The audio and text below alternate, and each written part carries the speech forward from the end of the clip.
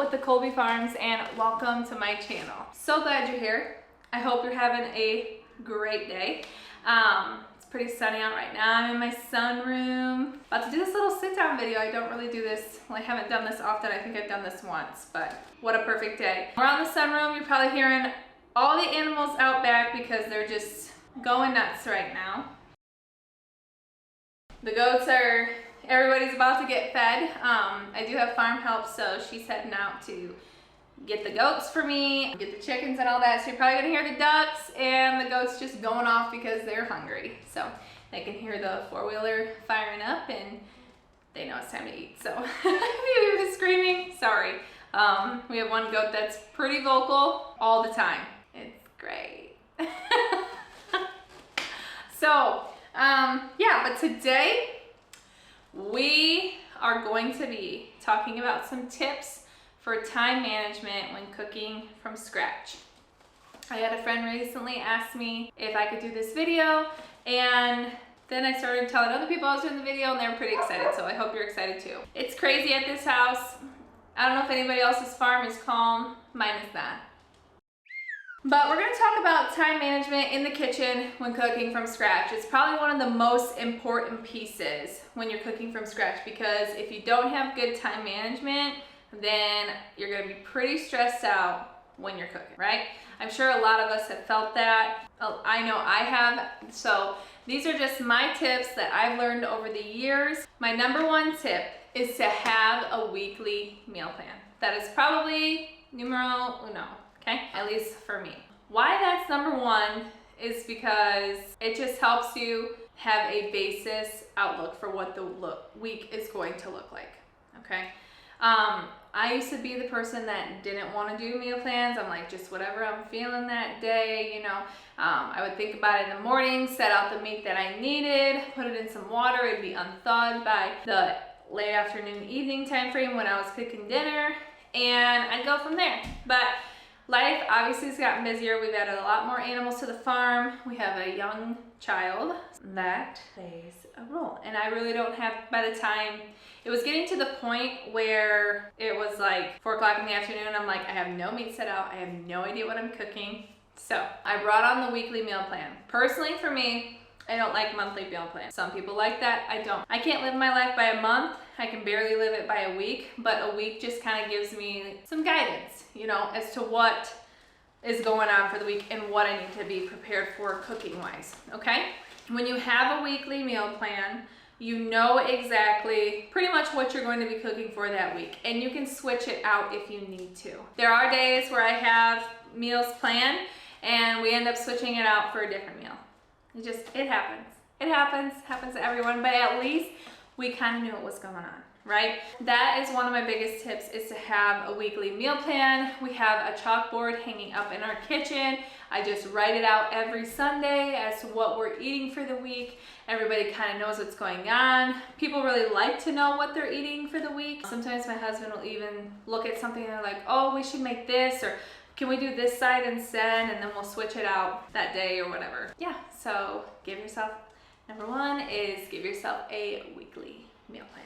Number two, this is gonna sound crazy, but this is a tip of mine. You don't have to take it, but I do highly recommend it. It's to have a daily schedule. So what I mean by daily schedule is if you've gone to college or when you were in high school or if you've ever worked a full-time job, you pretty much had a schedule for the day, right? So you knew exactly what was happening that day. You knew exactly what was going on. Obviously, things came up. Either you had a surprise meeting or something had happened that you had to take care of, but you pretty much knew the basis every day what you were doing. And so for me, I've made myself a daily schedule. Now you're thinking, Alexa, that's a lot of work. I don't know what my day's gonna look like every day. And that, in a sense, is true. Like, you're correct. You don't know what the day is going to look like, but you do have kind of an understanding on what is going to happen that day. So why I set a daily schedule is because I know that after breakfast, now that I've set my schedule and I've tended to the things I needed to tend to in the morning, now that I set a daily schedule, after breakfast, I can go ahead and do what I need to do for that day. Like maybe prep veggies, like take 5 to 10 minutes and prep veggies, because I'm like, okay, I got time right after breakfast to prep some veggies real quick, and then I'm gonna go play with my kid, okay? And there you go. So that right there, when you don't have a daily schedule and when days kind of just, because I've been there, I've just kind of like gone with the flow, especially with having a younger kid, but they need a schedule as much as we do, and it's just better for everyone. So that's just a recommendation. You don't have to, but if you do have a daily schedule, just know you'll know exactly where to fit stuff in, when you're gonna have time to maybe chop up some veggies or prepare some potatoes or set out the meat. You know, there we go. That's tip number 2. Tip number 3 is to set out your meat in the morning. There are people that have recommended in the past to set out the meat like at the beginning of the week, but I don't really have the fridge space with everything I got going on to set out meat at the beginning of the week. There's like possibly no way I can fit it in. We got a bunch of stuff going on in that fridge. My cousin calls it my science experiment because that's what it looks like with all of the fermented vegetables and kefir and yogurt and yeah, all the salsas and everything. So there's just not a lot of room. In the morning, I put it in my schedule. I know that sounds so crazy, but if I look at my schedule every day that I've written out for myself, it's a reminder, hey, go and get the meat out, you know, go and get the meat out, okay? So if you have it written in your schedule, or if you don't have a schedule, just remember in the morning, go and get out your meat. If it's coming out of the freezer, put it in some water. I promise you by the afternoon, it should be unthawed unless it's a pretty thick, heavy piece of meat. This is what I do. This isn't, I don't know, maybe the USDA recommends something else. This is what I've done. It's just what I do in my kitchen. Don't come at me, please. Thank you. Okay. If you have your meat set out though, in the beginning of the day, you don't have to worry about it. And then by the time dinner rolls around, because I'm telling you, it may not seem like it's crazy here, but it's crazy here all the time. So I'm constantly doing stuff. People are constantly coming in and out of my house, constantly working on the farm. Part of my house is like taken up by construction. So it's just, yeah, there's a lot going on. So if you have your meat out, you're like, okay, thank God I got that out because now we're gonna have dinner. Now we're gonna have to cook, okay? So there's that. My 4th tip is kind of along the lines of making a meal plan. Okay, Alexa, I get your meal plan, but I'm just starting to cook from scratch. I have no idea what to cook, and every time I go to look for a recipe for that day, I don't have the ingredients. So Sundays are my day. You can choose whatever day you want, but Sundays are my day to pick out my meal plan. There are some weeks that were the dinners that we've had in the past, I'm not really feeling it. So I want something a little different. So what I'll do is I'll go on Pinterest, okay? Simple enough, right? Go on Pinterest, find some dinner ideas, look up, see what you're craving, okay? That's not the only thing you're going to do, okay? When you find the recipe, you're gonna click on the recipe. If you're looking for some recipes, don't forget to go to my website and look at my recipes just in case you're feeling a little uninspired, you know, it's a little tidbit there, okay? But if you go to the website, click on the Pinterest thing, go to the website, and then go scroll down to the ingredients, okay? What you're gonna do is you're gonna make sure you have those ingredients in your kitchen. If you've already gone grocery shopping, don't go out and get the ingredients for this specific meal. That kind of stuff is super stressful when it comes to cooking from scratch. I remember I used to be this person. If we didn't have the ingredients and I really wanted this dinner, I would literally go out right before dinner, grab all the supplies that I needed, spend a ton of money on ingredients at the store, and then come home, make that dinner, and not use some of those ingredients again, like fresh basil, okay? If you're not going to use fresh basil for your dinners for the next few days, that packet of basil, I mean, that's a lot of basil in there, and you're wasting it, you know? So don't go and do that. If you don't have the ingredients already in your kitchen, don't make that meal. Don't stress yourself out. Find a recipe that you already have the ingredients for, so there's no stress and you don't have to worry about it, okay?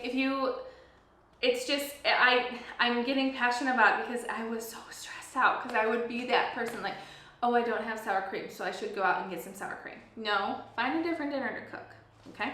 And if you are going grocery shopping, go ahead and add it to your list if you want to, but ask yourself, if I add this to my list, am I going to use it up by the end of this week? And if not, maybe consider not buying that ingredient, maybe and also just finding a different recipe that's going to work for you and your family. But here's another tip with that, okay? As you're looking on Pinterest and you find a recipe, say you find a recipe that you love, you've got all the ingredients in your kitchen, you're ready to go, just so you don't have to search for that ingredient again, either take a screenshot on your phone so you know, or print it out and have it ready to go.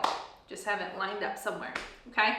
That is probably going to be because when you already have it, there's nothing, and I've done this in the past, there's nothing like finding a super good recipe and then the algorithm kicks in, sees something is doing a lot better on Pinterest, puts it at the top, and then you lose that recipe that you really wanted and you can't find it. I've been there before, I've been there multiple times. So just make sure that you print out that recipe, okay? And the last tip I have, this is something that I started to take on over the past couple of months because I have been so stinking busy around here. I don't have time for it. And everyone is really starting to get into this, and it's making bread. We're gonna take one day, I don't care what day of the week it is for you. I don't care what day of the week it is for you, whatever works for you. My day is on Sunday. It's really the only free day I get throughout the week to just be home and be in my home and do the things that I need to do and just chill out. You know what I'm saying? I make my bread, all the bread, at the beginning of the week, okay?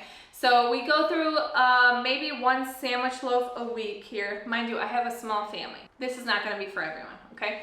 But we go through about one sandwich loaf. I'll make a couple French baguettes for the week because we usually have pasta. And then on the weekends, we'll make like bagels or English muffins or something. So what I'll do is I'll make all my bread on Sunday. Animals are going nuts. Again, sorry. Haven't been out there to give them loaves, so they're like going nuts, okay? They're getting excited. If you hear my dog, he gets really excited over just the littlest things. So you're gonna hear him, you're gonna hear the ducks, you're gonna hear the goats. It's a great time. So hope you enjoy all the background noise. But what I'm gonna do is I'm gonna make my bread at the beginning of the week. So everything that we are making for that, we're gonna have for that week. So I've already planned out my week. I know what we're eating, I know what we're having, so I know what kind of bread I'm gonna make, right? What I do is I make all my bread on Sunday. Obviously, if it's sourdough, like I make a sourdough sandwich loaf. I try to prepare the sourdough Saturday night and then I bake it on Sunday. Sometimes it doesn't always happen, so I end up baking it on Monday morning. But then I just, whatever I don't use, the sandwich loaf recipe that I use makes 2 loaves. I usually put the other loaf of bread in the freezer and it's just ready to go. So all the bread that you're not using right away, so let's just say we're making pasta on Thursday. What's going to happen is I'm gonna take those French baguettes and I'm gonna stuff them in the freezer. I'm gonna take my bagels that I made and I'm gonna stuff those in the freezer. And then the day before, I'm gonna get them out, put them in the fridge, or you can even get them out that morning and they'll unthaw by the evening time frame. So it all does end up working out, but making your bread at the beginning of the week or just taking one day and making all the bread is really helpful because bread making is really therapeutic, but it's pretty time consuming. You're making the pasta, or you're making the sauce, or you're preparing the meat, and then you're making the sides. It's just a lot. So having that bread already made, pull it out of the freezer. If you want it nice and freshly toasted, go ahead and pop it in the oven at 350 for about another 3 to 5 minutes, and that'll get those baguettes nice and toasty. Make sure it is fully unthawed though, okay? Don't ever put frozen bread into a heated area. It will become soggy, my friends. Okay, who likes soggy bread? And you did all that work, and now it's soggy. And it's edible, but it's not a good edible. You know what I'm saying? All right, those are my tips for time management in the kitchen when cooking from scratch. I hope it helps some of you out. If you use any of these tips, let me know in the comments below. And if you like this kind of content, if you want to learn to cook from scratch, if you want to know all those things, I'm gonna start doing a day in the life. So if you want to get to know a little bit about me, see what I'm doing, not really fancy, I'm gonna tell you that right now. I'm just an average Jane out here doing her thing. See, it rhymed. See, it rhymed. Yeah, subscribe. Please subscribe. I would love to have you here. I love to have you here. I am trying to get to 1,000 subscribers, so please like this video so it can get in the algorithm. You're really helping me out, girl, and I really appreciate it. So thankful you're here. Hopefully you enjoyed the sound of my ducks and my goats screaming. It's lovely. You know, I'm a little bit of a perfectionist, just a little bit. So I like things to be nice for people. So I get really embarrassed, but I shouldn't be embarrassed because you know why? I'm really thankful for this life. I'm really thankful for this farm. And so if the background noise is a little annoying, I'm sorry. But this, my friends, is real life for me. It's real life. But this is my life, so. And maybe if you stick around, you'll get to see a little bit more. I'm gonna do a little bit of a day in the life. It's hard because like, I don't think to like pick up a camera and like record myself, you know? So we're gonna try to make this work, okay? All right. Thank you so much for stopping by the farm, and we'll see you guys next time. Bye! Look at this brick. It looks like a natural background. Doesn't it look so good? Looks so good. This is literally, it's real brick, promise. See? It is my back sunroom. It's so pretty in here, but it's a beautiful day. I'm gonna go enjoy it, and we'll see you guys next time.